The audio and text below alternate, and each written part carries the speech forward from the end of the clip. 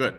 Okay, so where we left off was talking about attributes, right? So we had over here these concepts of entities. Entities are the things you're trying to model in your database, and then there are relationships between the entities, and a lot of that is built around the concept of business rules. For example, you might say at UIC you have a policy that a course must be assigned an instructor, and then your database would implement that as a one-to-many relationship where one instructor could teach many courses, especially over the course of multiple semesters, but any particular course has to have at least one instructor.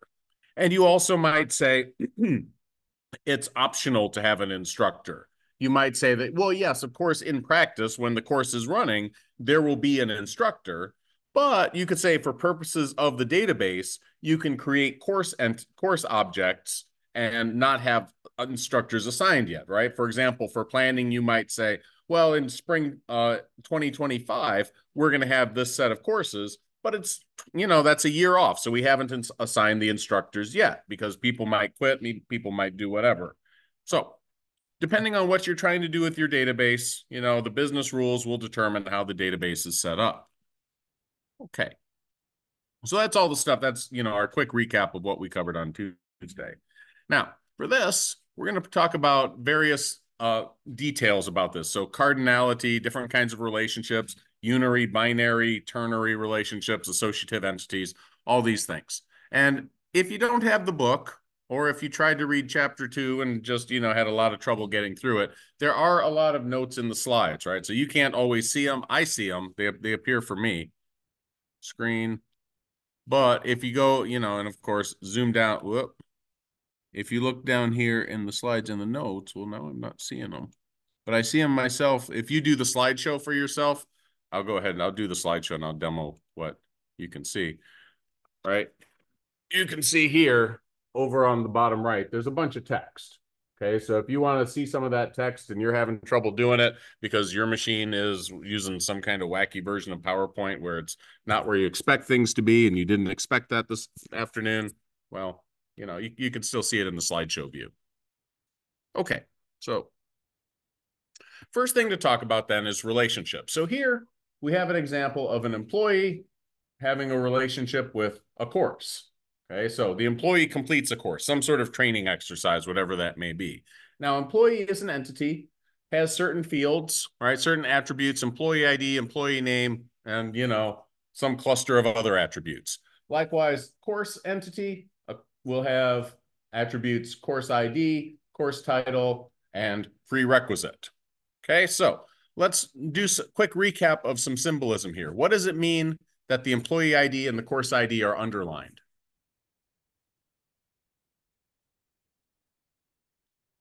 It's hard to hear you. It's hard to understand when you all shout out the same answer at once. So what's the underline for? Yeah. Excellent. Primary key, right? So if it's underlined, that's the key field. And the purpose of a key field is to, well, it is required in practice. It's not a formal requirement of a database. You could have a badly designed database that doesn't have a primary key. Why do we need primary keys? Yeah. That's part. They are involved in relationships, although again, potentially any field could be involved in a relationship with another field of another table. You got the thing? Yeah. Yeah, what was that? Well, it does identify, but there's a missing word. Yeah, go ahead. It is related to indexing, yes. You can index things on the primary key, yeah. A unique identifier ensures that you do not have duplicate records in a table. So if every record in a table has a unique value for primary key, you know that the entire record cannot be duplicate, right? Because different number for the primary key. That's why we have them. Okay, so cool, so good. That's our recap. Now, what's the significance of the crow's foot notation between employee and course? What does that mean? What's that? Many to many. And what does many to many mean in this context?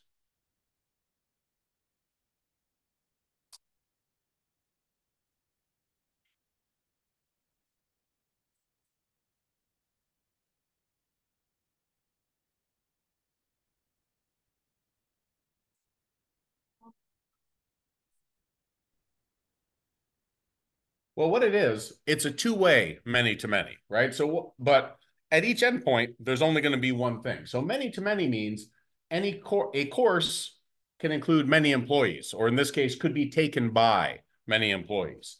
Likewise, an employee could take many courses, right? That's what the many to many means. That is the best way to describe it, is a pair of, you know, X to many relationships there. Okay, because at the end, it is true when we say it's many to many. If you say many employees could take many courses, that's probably just going to confuse people, right? You're like, what does that even mean? Right? So one course can be taken by many employees. One employee can take many courses. Cool. Would we like any follow-up on any of these initial topics? All right. Are you all surprised at how interactive today has been so far? You're like, what the hell is happening here? Okay, good. Good. Surprise is good. Okay. So this is a practical example, right? A specific example. You have a bunch of people who have taken a bunch of different programming courses, right? They got C++, they got Java, and so on. Nobody's taken Visual Basic. Ah, well, what can you do? I'd like to point out, you know, what is the word I'm looking for here? To promote my own, interests. You have a lot of people taking that Java course, so just saying. Okay. Anyway, so what this means, an employee, say Melton there, could take three different courses, right? He took Perl, he took COBOL, he took C++. Likewise, a particular programming course could be taken by multiple employees. That's all this is. All right. Okay. Next thing, degree of relationships. Excuse me. Degree of relationships shows how many entity types participate in it. And the three types, unary, binary, and ternary, but we'll get to them. So, I'm just going to skip ahead. Cardinality is this whole one-to-one, one-to-many, or many-to-many. Okay? So a one-to-one relationship, each entity in the relationship will have exactly one related entity. So what's a practical real-world example of a one-to-one relationship? What do you think? Yeah. One employee can only have one employee ID. Interesting. But employer ID probably wouldn't be a separate entity, would it? So that's what we're looking for, right? We're looking for two different entities with a one-to-one relationship. Okay. What else? Yeah. Again, same thing, right? Social security number would probably be an attribute of that person, not a separate entity. You wouldn't have cause to model social security number as a separate thing, right? Because it's just a list of numbers. You might as well include that in the persons. Person and bank account. I would accept that is probably a one-to-one relationship, right? It doesn't have to be, but in practice, yeah, it probably would be, but probably would be is not good enough for a true one-to-one relationship, because anybody could go open different accounts at different banks. You could have multiple accounts at the same bank. Why would you want to have multiple accounts at the same bank? This is practical real world stuff. Well, I'm sure you know. I'm going to ask her first. Go ahead.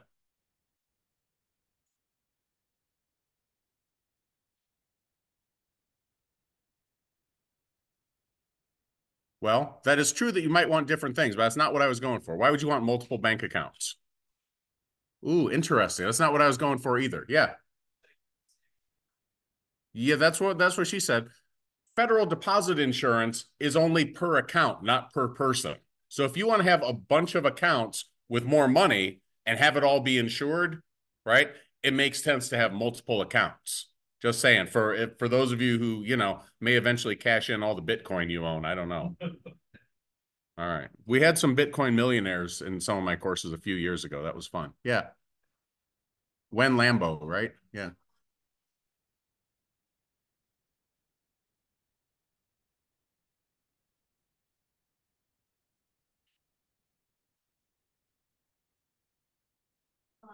Could a mother have more than one child? So probably not one to one. Ah, this is harder than you thought, isn't it? in a business, like you have an office, and so your relationship to that office. Oh, I would accept that. Right. Okay. So suppose you have a list of rooms, right? And each room is assigned to exactly one person.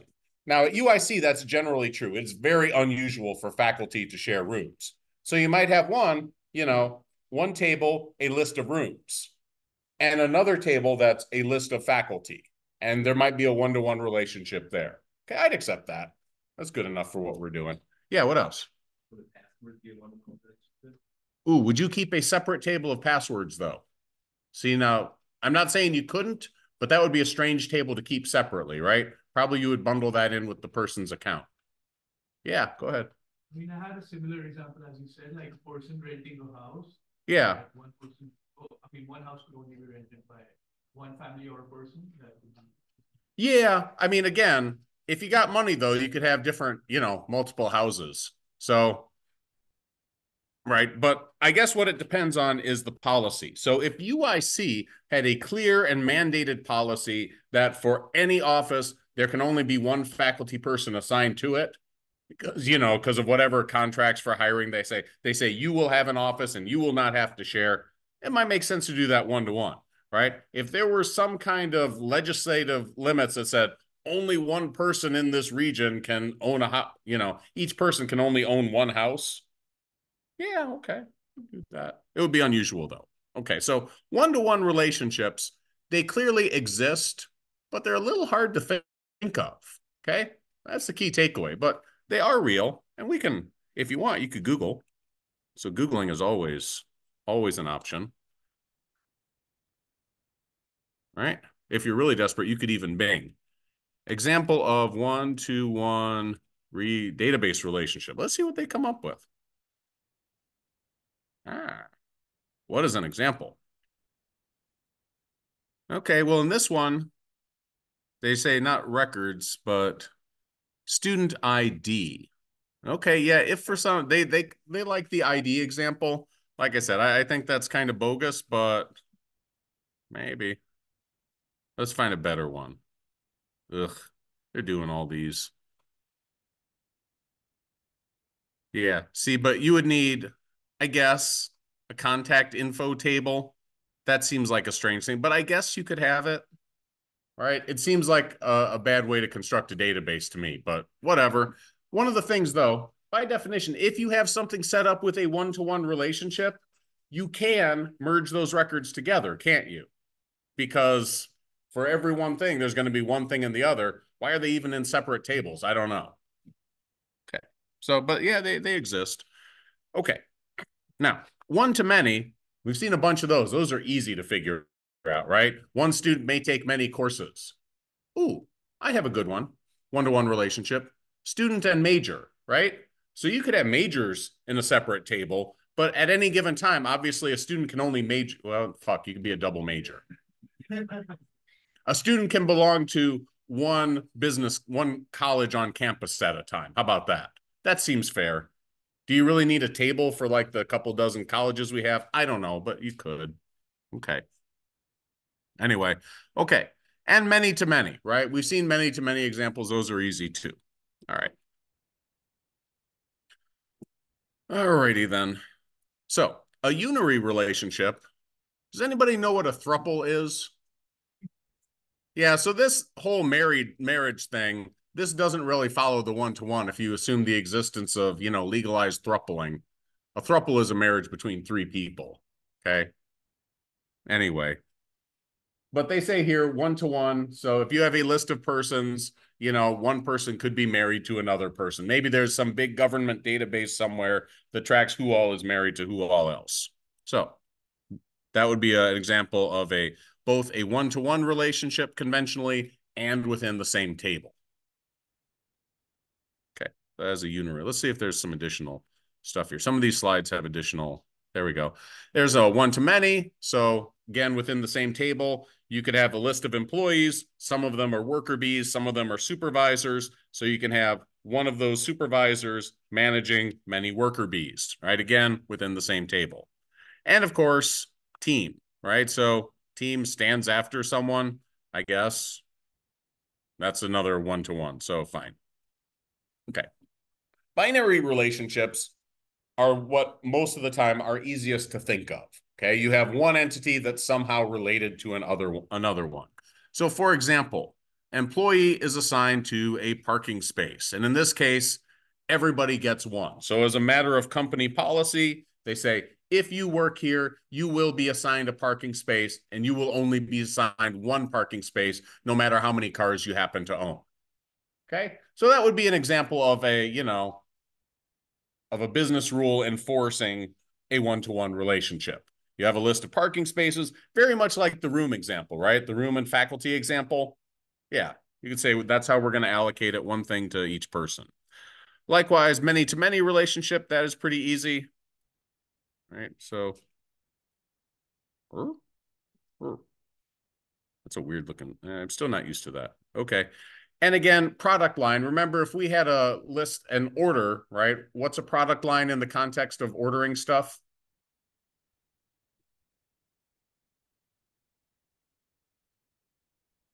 What's a line item? Anybody heard the term line item before? Yeah, go ahead. You had your hand up. Yeah.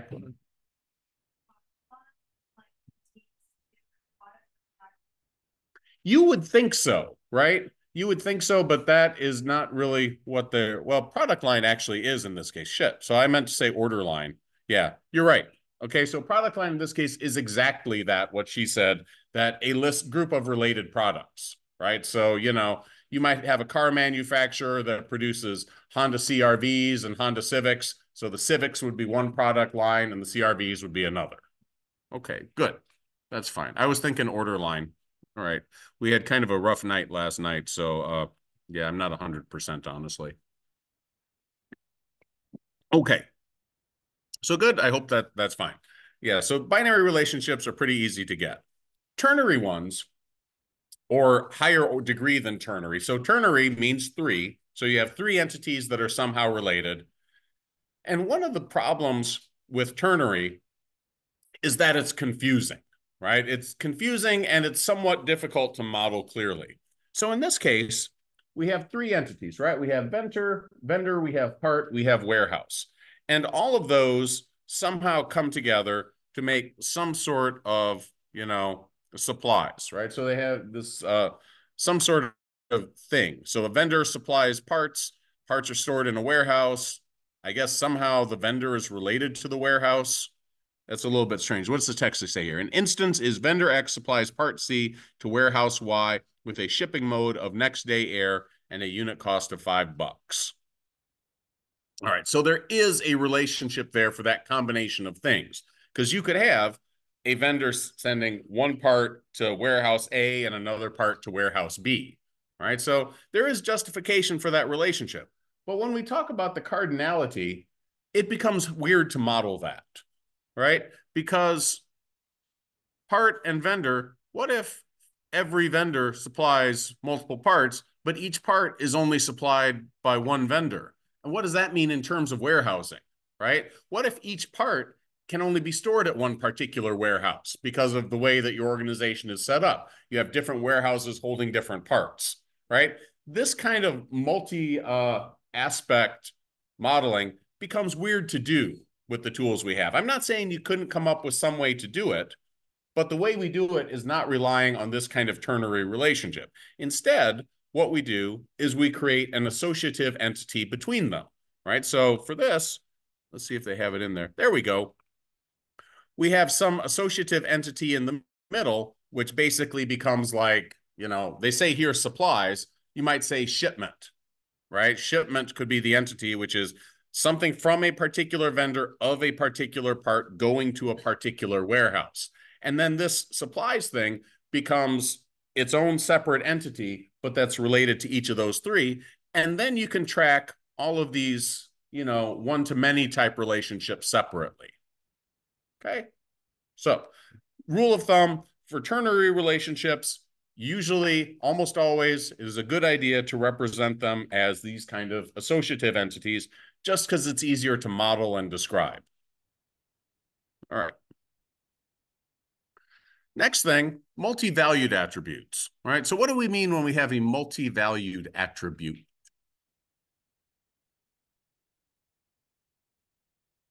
give me what practical example of a multi-valued attribute that is not this, right?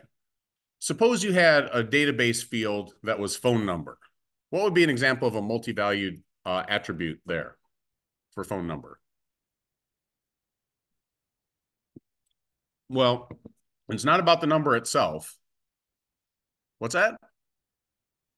Not about the carrier. Not the country, because all of those can be represented just as a particular phone number. So when we say a multi-valued attribute, we mean multiple phone numbers within that field. Okay. So rather than phone number being a single number, which is generally accepted good database design, the phone number field could contain a list of phone numbers, which is generally accepted as bad database design. Okay. If you wanted to, you could have a database field that says, pointer to document containing a set of phone numbers. That would be okay, right? Because then you say, okay, yeah, I know there's some document full of phone numbers I got to look up. But the problem, right? I'm gonna back out to this. We'll cover this more in normalization, but I do want to cover this because multi-valued things can be a little bit confusing. So here's your database table. Okay, and we have fields like last name, first name, and let's say phone number. Okay, and within phone number, you have two numbers. Let's do 312-996-0001 and 312-996-9999. Okay, and 312-996-5555. Okay. So if you want to call somebody and get their number, you have to run a query on this database that you say something like, select phone number from DB table where, last name equals Smith and first name equals Joe. Okay. You're going to get a set of phone numbers. You don't know which one to call, is what I'm saying, right? So the practical consequence of multi-valued attributes, it might be something that like, hey, this seems like a good idea, right? But in practice, it's bad because number one, you have to do some extra layering on top of your query to actually get the number that you want to use. For example, maybe this first one is the office number. The second one is a backup alternate number. And this third one is like, their roaming number, wherever that may be, right? Maybe one of them is straight to voicemail, but you don't know. It would be better if you have to have multiple phone numbers in this table to store them as separate fields, right? So again, office phone, and then you have, I don't know, cell phone, and then voicemail. Okay. And then you could write the query, say, hey, I want to get the office phone of this number. Then you would say, select office phone from blah, blah, blah, blah, blah. Okay. So multi-valued attributes, you can put them in a database. Generally, you shouldn't. And that's what database normalization that we'll talk about, in the next few weeks. That's what that's all about. Okay. Okay. So you got, a little prequel going on there. So in this case, multi-valued attributes are represented as relationships. Okay, so we have some kind of multi-valued attribute. Let's look at the bottom one. So the bottom one is skill, right? And an employee could obviously have more than one skill. You would want your employees to have more than one skill, wouldn't you? Yeah. So if you have this same field as skill, you say, oh, show me the skill, for such and such employee, you're always going to get that big list. It's going to be kind of a headache to write that query. So it is better to have a reference somehow to a list of skills, right? So a particular employee, you could have basically another associative entity there where that employee possesses some particular skill code, and that skill code references another table that indicates the title and type, right? So Java, level 1, COBOL, level 2, Fortran, level 6, whatever. Anybody here ever take Fortran? Oh, my apologies. That must be. Not me, though. I dodged that. I had a friend of mine take it in community college, and he said it was the worst programming language ever invented. I don't know. Your mileage may vary. I don't know, but I'm sure it's useful for engineering. Okay. So this makes sense. So that's what a multi-valued, yeah, what you got?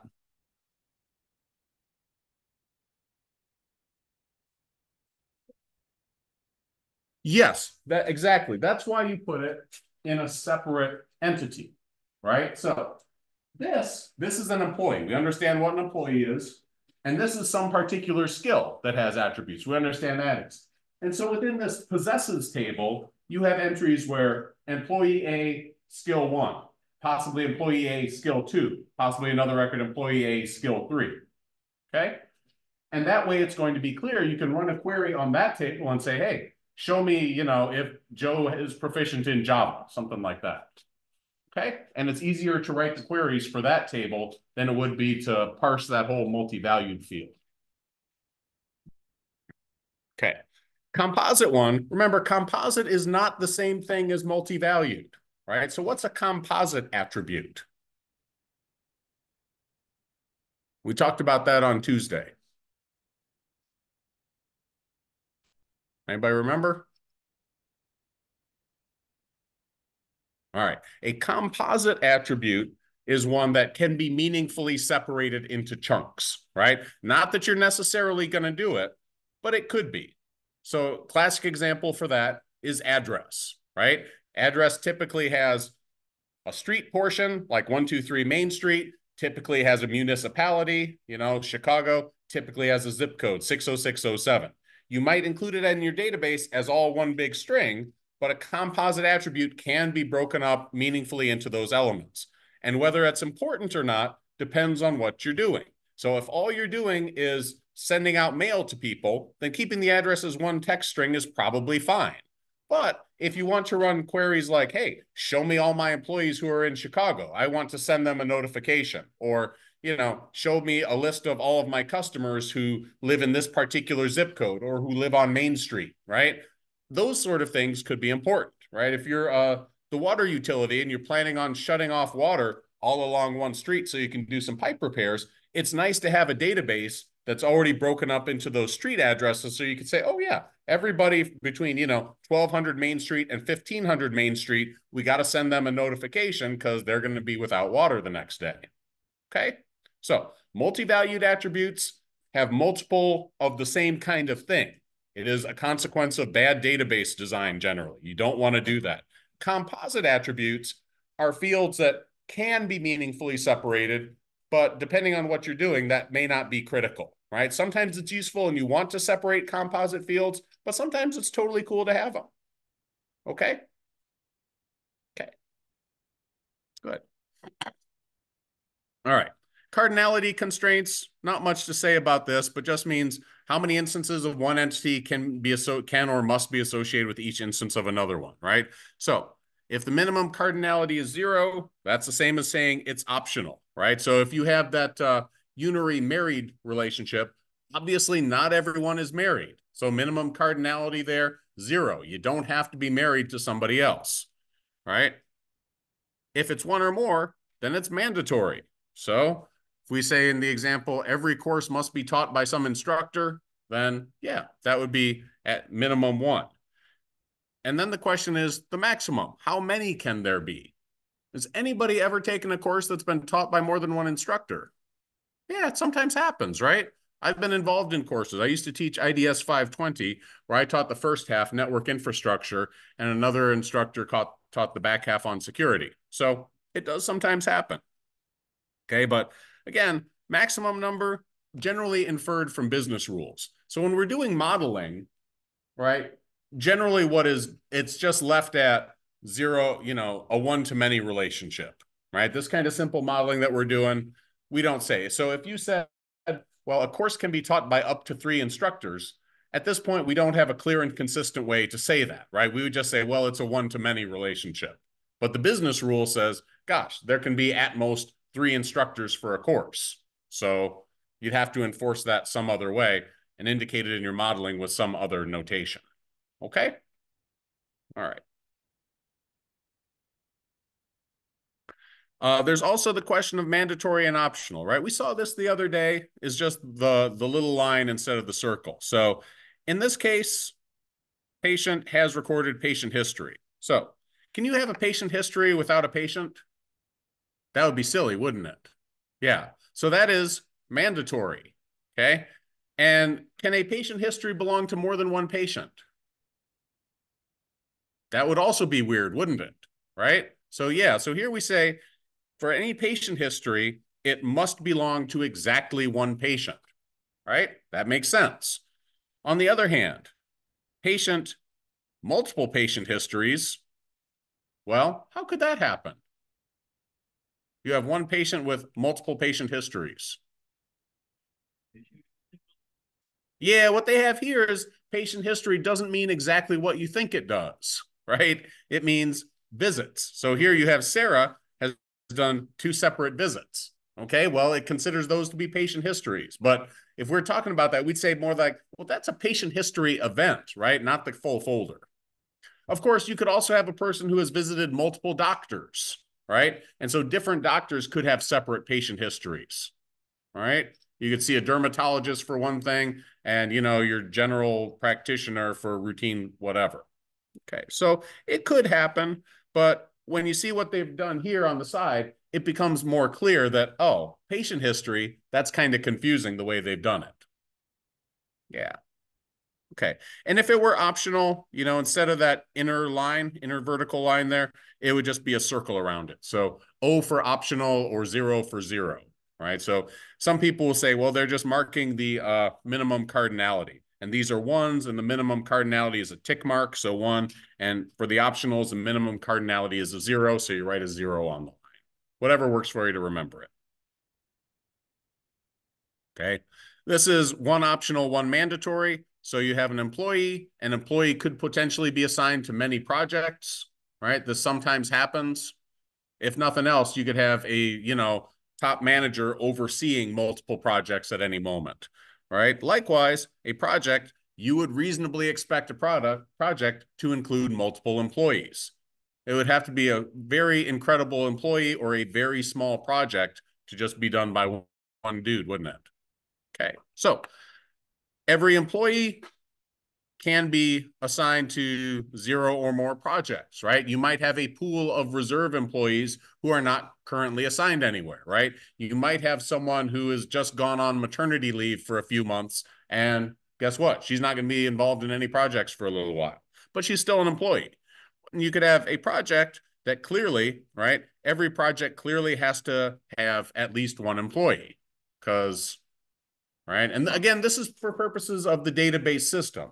You could obviously have a project that exists in some sort of negotiation stage and has not yet been assigned to anyone. You could say, hey, here's something we'd like to do, our project to make this new building, and we're working on it. We're going to, assign, finance people to see if we can get funding for it. So you might have this thing that's, sort of the vaporware equivalent of a project, and you're working on it. But at the time you put it in your database, at a minimum, it has to have somebody be in charge of it, right? And that's a business rule of what does it mean to have a project in our system? Well, it means it's started to the point that you actually have, a designated person working on it. Okay. All right. Anyway, so I hope all this is making sense. Optional cardinalities, yeah, this is what we talked about with marriage, right? Obviously, it's great. Kathy and Mac are married. Shirley and Ellis are married. Fred and Dawn, well, they're happy solo, we hope. Okay. I guess for that matter, we hope that the married couples are happy too. I don't mean to leave them out. Okay. And you can have multiple relationships. So an employee, of course, entity can have relationship with the employee table itself. The example of supervisors and supervisees. And employees can belong to a department or manage a department, whatever. So some employees could be, managed by a particular department, manage a department. Other employees could belong to a department, could work in. So not only, can you have multiple relationships, one entity with multiple entities, you can even have multiple relationships between a particular pair of tables. Okay, there's nothing saying that can't happen. All right. Now, these ternary relationships, these become a problem.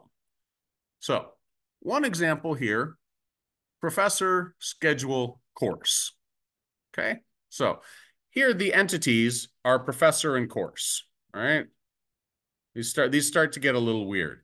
And you might say, hey, what we want to do for this is create some associative entity, just like we had for employees having skills, right? We created something in the middle where a particular employee could have multiple skills. Well, in a given semester, an professor could teach multiple courses, right? Like me. So you could come up with some associative entity that you call schedule that has a list of all of those professor course pairs. That's pretty much it. So here are the relationships on the side, professor versus course. So every course, what does this mean? What does this mean? Is qualified. Is qualified. What are we talking? What's the interpretation of this here? What's the top one?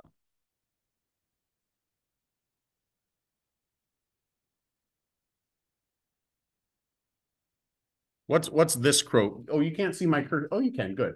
What does this crowfoot notation mean? Yeah. So and in terms of the entities, what does it mean?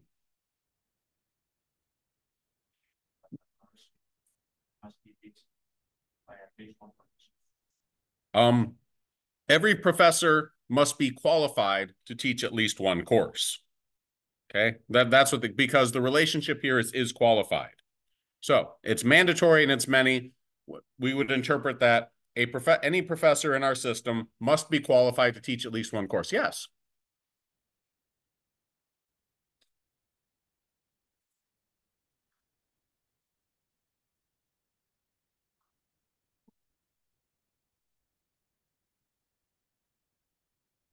You might have a course for which no professor on your staff is currently qualified to teach. That would be an unfortunate situation, and HR should get right on that. But I guess, again, this is the importance of, translating reality as business rules, right? You might think, why would you have a course in your listings when you don't have faculty to teach it, right? Yeah, that is a good and sensible question to ask. Okay, but again, this is why this is the interpretation of what the notation is simply every professor you have must be qualified to teach at least one course. Any course you have may be qualified to be maybe, have multiple professors capable of teaching it. Okay, that's the interpretation. Now on the bottom half, what do we see? What's the meaning of those two relationships there? Yeah, but how do we do it in terms of the entities and the relationship? Oh, I see somebody's chatting me. Ah. Ah. Not exactly. Must be, no. So what it is, a professor may be scheduled to teach one or more courses, right? But this is optional. You can sometimes have professors that, for whatever reason, have a semester off, right? They get like funding for research, and part of that funding says, hey, you don't have to teach this semester. Or maybe they're on sabbatical or some other kind of long-term absence from their teaching requirements. So it can happen. Likewise, a course can be scheduled in this particular system for zero or more professors, right? Which means for any particular course, there may not be an instructor assigned to it. So in your system, you could enter a course even though you don't have a specific instructor in mind for it. Okay. So that's the interpretation is important, not whether the interpretation is a good idea, a good way to set up your database, because you could argue both ways. You could say, gosh, we want to set up our database for all the courses we're going to have a couple of years in advance so that, students can see what courses will be available, but we don't necessarily know who the instructors are yet. So that means, yeah, you might have a course and you don't have an instructor assigned. And if things go off the rails, you might, say, oh gosh, we never got around to assigning an instructor for that course. That's a big problem, right? But the alternative is saying you can't enter a course at all in the system until you have an instructor assigned for it. So if you have some hypothetical new course that you're thinking of introducing, you couldn't keep it in your online course catalog that students could browse until such time as the course is created and you've specifically picked out somebody to teach it, right? So it's all about trade-offs. Does that make sense? Okay. So yeah, what we're doing here with modeling, it's not about whether the model, the business rules are good or bad or effective or ineffective, what could go wrong. It's simply interpreting the ER diagramming. Okay, that's where we're at for now. All right. Now, associative entities, right? So they give some rules. When should a relationship with attributes instead be an associative entity, right? So all the relationships for the associative entity should be many, should have meaning independent of the other entities, preferably has a unique identifier, also has other attributes, may participate in other relationships other than the entities, and in general, ternary or higher degree relationships, right? Ternary is 3, anything higher, convert those to associative entities, right? So that's pretty much it. If it's complicated and there's a lot of many-to-many stuff, then yeah, it's pretty much a good candidate for converting to an associative entity. And if you have to, regurgitate those rules for an exam question, well, you'll know where to find them. Okay. So, but let's talk about associative entities. For example, right? So here,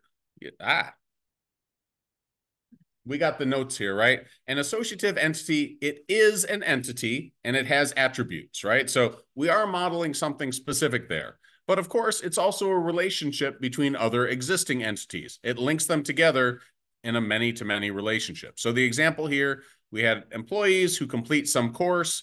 When they complete the course, they get a certificate that says, yay, you did it, right? And that certificate has its own attributes. For example, it has a certificate number and has a date completed. And of course, it's linked to some course and some employee. So basically, the certificate says such and such employee completed such and such course on such and such date and was awarded such and such certificate number, right? Basically it. Okay. Now, anybody ever involved in manufacturing? Anybody heard the term bill of materials before? Yeah? Cool. Okay. Bill of materials is basically all the stuff that goes into building some more complex item, right? So they have some examples throughout here, right? Here we have, a mountain bike, which includes handlebars, a transmission system, wheels. Transmission system includes brakes and a derailleur, for example. Likewise, tandem bike has its own thing, and presumably at least a couple seats, right? So bill of materials, all the stuff that goes into it, and it shows hierarchically how they're related. Okay. So if you have a bill of materials example, one thing you can do is with a many-to-many relationship, but that can be confusing, right? You say, well, there are many items in this listing that in this bill of materials that are related to other items in the list. And yeah, that'll work, right? It's not wrong to do it, but quite often it's better to do it as an associative entity, right? So essentially, you can say for any particular component, this component is composed of these other components. You can make an associative entry, an associative entity for that, right? So basically what you're modeling, instead of what could be, some kind of weird spaghetti nightmare, you could say, well, mountain bike is composed of these 3 things: handlebars, transmission, and wheels. And transmission is composed of brakes and derailleur. And you would include those 2 sets, those 2 hierarchical relationships, as separate entities in this BOM structure, bill of materials structure. Okay, so you have modeling options, you have database design options, but for hierarchical relationships, quite often better to do it as an associative entity. All right.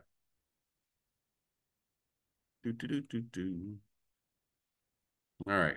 Now, ternary ones, again, this is that same example we did, vendor, part, warehouse.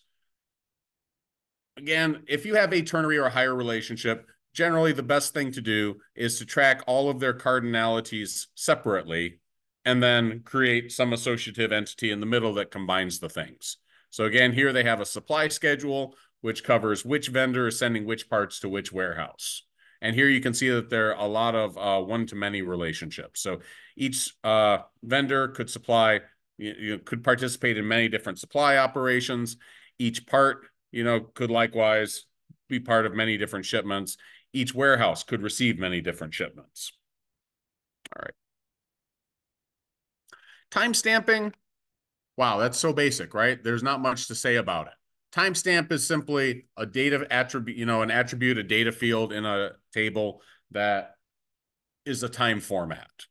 Okay. Not much really to say about that. They say a time value that is associated with a data value, often indicating when some event occurred. Yeah. Okay. Anybody have any questions about what a timestamp is? Now, one thing I will mention, right? So they say here price history is both multi-valued and composite, right? You can see it contains a couple of different things. But what I would say here, date itself is potentially composite, right? Any kind of timestamp is inherently sort of a composite variable. So how could you decompose that composite timestamp? Yeah, sure, right? Date, right? Year, month, day, weekday, if you like, hours, AM versus PM, minutes, possibly seconds, right? So if you do some kind of, in JavaScript, for example, if you use the date function, by default, it's that long one. So W3 schools JavaScript date function. Okay, date objects.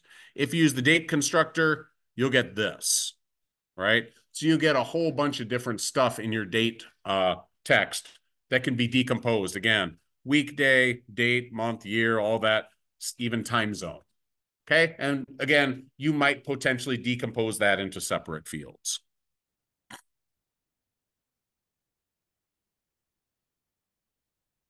All right. So they talk about some of these examples. If you want to check out these, this is, a pretty massive one. Let's see what the slide looks like. Oh, it is all right there at the start. Okay.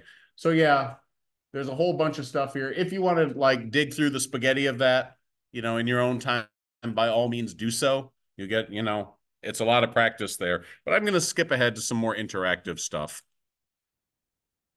Okay. So here are our examples. Let's do it. All right. So here, we have an optional one, right? On the left, a person may own a bicycle. Make sense? Yeah. We have a mandatory one. A team must have a leader. Now, in real life, do all teams have leaders? Of course not, right? You might have a team of equals. There's no designated leader. But this is a database business rule design issue, right? You might say, for purposes of our database, every team has to have a designated leader, right? So again, the design part is the part that's supposed to figure out what reality makes sense, and then the database is supposed to model that, right? If you had a situation where you merely had collaborators as teams with no particular designated leader, right, then you would not have a mandatory setup like that. You would have an optional leader. Okay. Likewise, student registers for course. What's the meaning of the crow's foot notation next to course there?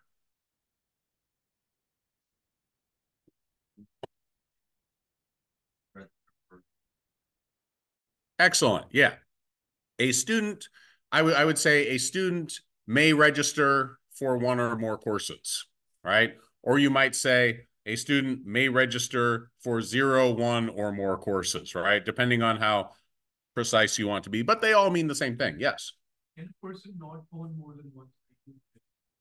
Shouldn't it be optional? In this particular setup, right? Again, you see what I'm saying here, right? Obviously, in the real world, a person can own more than one bicycle, right? But for purposes of their database, they say, hey, within our system, every person can only own one bicycle that we are tracking with our system. Okay. So yeah, this is the difference between reality and databases. It may be, what is a concrete example where one person might own one database? Perhaps people live on some campus where the buildings are remote and there's not public transportation and every student is given a bicycle at registration to bike around campus. Okay. And so the only thing you're tracking in that database is not the full set of all bicycles that everyone might own, but the specific bicycles owned by each student. And each student is only given one bicycle at a time. And then it makes sense. Okay. So yeah, these are all valid concerns. Again, reality is one thing, but what's in the database is supposed to model some aspect of reality and business rules. Good. Okay. Likewise, this is the box. Remember when I said that there's a lot of out-of-date stuff in the textbook? This is one, right? A course mandatorily uses one or more textbooks. We've all taken courses with no textbook. If you've taken a course with me other than this one, there has been no textbook, right? IDS 200, there isn't, well, there's an optional one. For years, there wasn't, though. IDS 201, no textbook. IDS 313, no textbook. MBA 590, no textbook. You get the idea, okay? But this is from a time, yeah, if there was a course on campus, you had a textbook for it. And this, what's the interpretation of this? All aspects of this. Person and phone call. What does all this mean? What do we know? Let's start with the crow's foot notation. What's the interpretation there?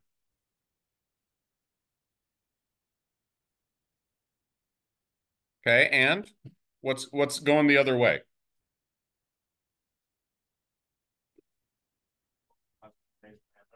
Yes, exactly one person, right. So if you have a phone call, it must be placed by one and exactly one person. And if you are a person, you must place at least one, but possibly many phone calls. And I guess the business logic behind that is that until a person places a phone call, the person doesn't exist in your database. Okay. That would be one thing. So if you're tracking, service, customer service type issues, yeah, there's people out there that you're answering their questions, but the person doesn't get created as an entity in that person table until such time as they place a phone call with the customer service department. Yes. One would hope, but it's the question of who places the phone call, and they're not tracing the recipient in their database. Perhaps they are. Perhaps that's an attribute of the phone call, right? Maybe phone call is connected to some employee table. We don't know. Don't have enough information to decide. Okay. Last thing on this, what's the significance of the double boxing there? The double boxing and the double line.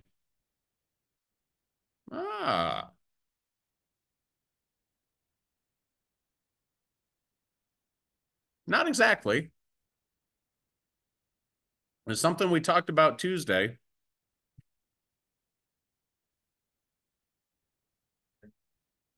That's related to that. What's the magic two-word phrase that we're looking for? The double box indicates what kind of entity? Weak, right? It indicates a weak entity. What does it mean to be a weak entity?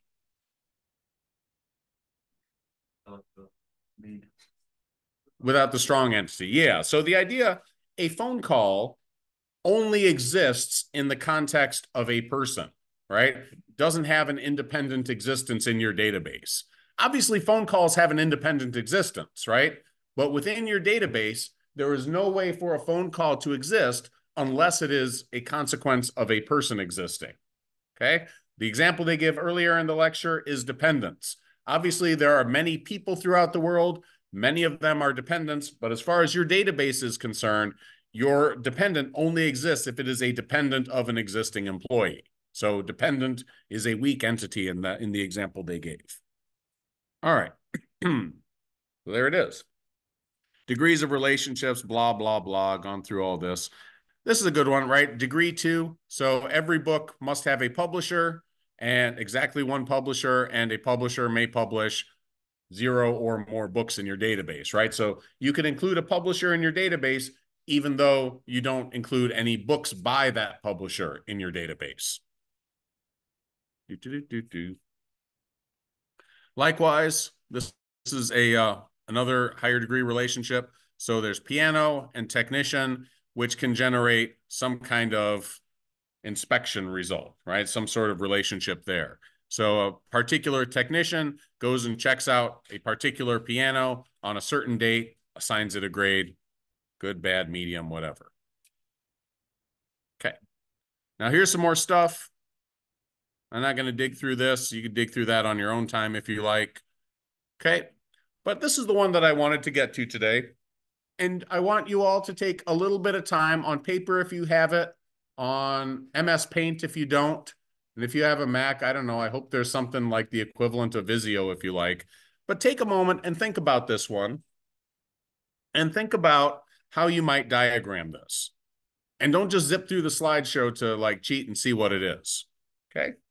So looking at this, what it is, there's a college, there's a grade report for a particular student taking some particular course. So the first question, what are the entities in this example?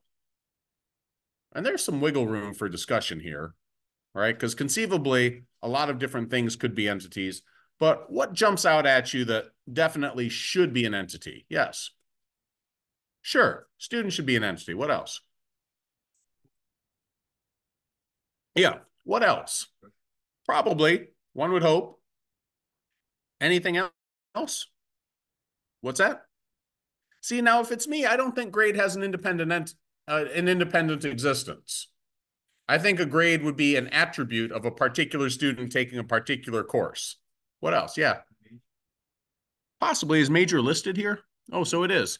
Yeah, major could be an entity. Yeah. Yeah, somebody said an instructor. I agree with that one. I said I would hope. Yeah. What's that? Interesting. Maybe, right? You might have entity as a semester. Could see that. Also, you might just have it as an attribute, right? So you see what I'm saying? There is wiggle room in this. Okay. So take a minute, try to come up some sensible stuff with this. All right. So let's assume the entities that we're definitely putting in here, we're putting in course as an entity, we're putting in instructor as an entity, we're putting in student as an entity. Okay. So instructor, course, student. And how would those things be related and how would you draw them? So what's the relationship between student and course? Can a student take more than one course? Does a student have to take at least one course? Yeah, probably not, right? You could make an argument for, hey, why am I including the student in my database if no courses, right? But potentially, yeah, you could have a student who is, in your system, but has not taken any courses. And that would make sense. Why? Well, there's the registration process, right? So if it's, August 15th, you may have accepted the offer to go to UIC, but you haven't gotten around to registering for courses yet. You would want that student to still be able to access the system, right? They might not be able to access the system if they haven't, they don't exist. Okay. So I'm thinking that's an optional relationship. That makes sense for me. Okay. What about instructors? Instructors and courses. Is there a relationship there? Okay, what is the relationship? I would say many to many to start with, right? So, and a course could potentially be taught by multiple instructors, right? Could be. And an instructor certainly could teach multiple courses. And optional, yeah, I would say optional because again, this whole, record process that we've talked about, right? So a professor at any given moment might not have to teach any courses. And a course might exist in the system even though an instructor hasn't been assigned to it yet. So what's the other one? Students and instructors. Is there any relationship there? Better not be. All right. So see, I've been waiting all semester to use that one. Okay. So those are our things. So, and how would we draw these out, right? Let's do it. Screen. Okay, so we have a box for student. And you could read the attributes off of, the thing. So student, obviously you're going to have things like name. Obviously you're going to have address. Presumably, yeah, that's what I was going to underline right now. Right? Oop. Good. ID, whatever. And, you can match those to whatever is exactly in the slides because I don't need to bounce back and forth to get that precise. Okay. You have instructor. That. Again, presumably, instructor has an ID, also has a name, and whatever else. Okay. I'm not super worried about that. Okay. And then you have a course.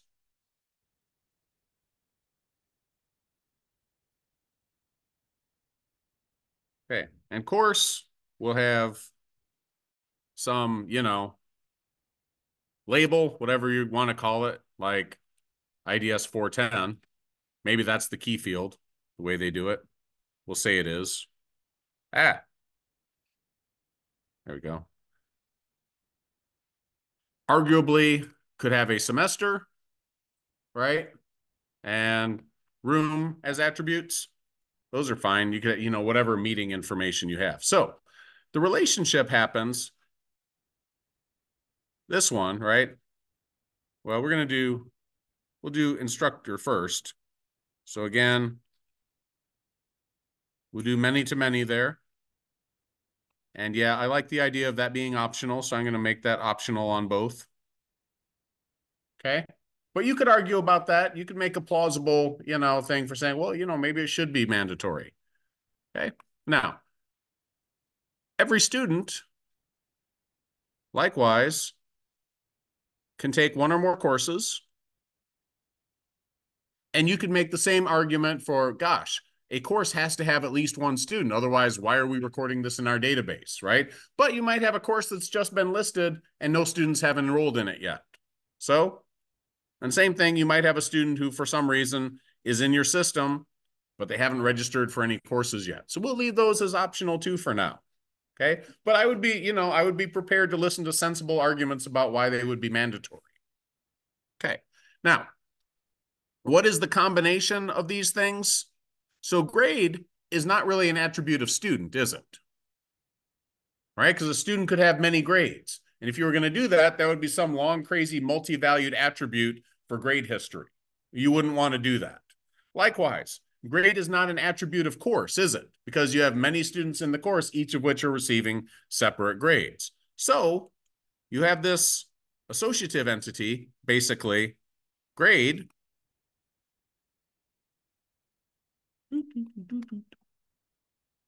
that basically says student, course, grade, right? So that makes sense. And if you wanted to model that as a separate entity, you could. You could have that be an associative entity in the middle where, each student can have many grades and each course can have many grades associated with it. And that could potentially, change the crow's foot notation to, one to many for each one of those. Okay. So this is basically some simple ER diagram. Now, if you want, you can look, again, we can do it from the slideshow and you can see what all is in there. Come on, you bastard.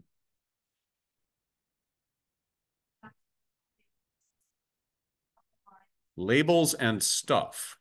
You should, right? If you wanted to do this for an exam where you had unlimited time and resources, well, relatively unlimited time, then yes, you could, right? Right. So here they put in some stuff you can see, and then they blow this up, right? Here they do grade, semester, year, whatever. Okay. And here's another one. If you want to try this as an independent exercise on your own, I'm going to see how much time is going to be required to cover chapter 3. If it looks like we can cover chapter 3, the lecture for that all in the next week, I might take some time to go through this. Otherwise, I might leave this as a review question, ahead of the exam. We'll see. But yeah, it's a good point. If you wanted to do this sort of labels on these things, labels should always be descriptive and sensible, right? So what would we say? What does a student do with a course? takes the course. What does a course do relative to a student? Is taken by. Okay. What does an instructor do with a course? Yeah, I should put those the other way around. My bad. Okay. Takes is taken by. Let me make sure, because I don't do this every day. Teaches, yeah, whatever. Fine. I could just even do it in the middle like they do it in the slides, right? So I'll like here, take, why did my font shrink?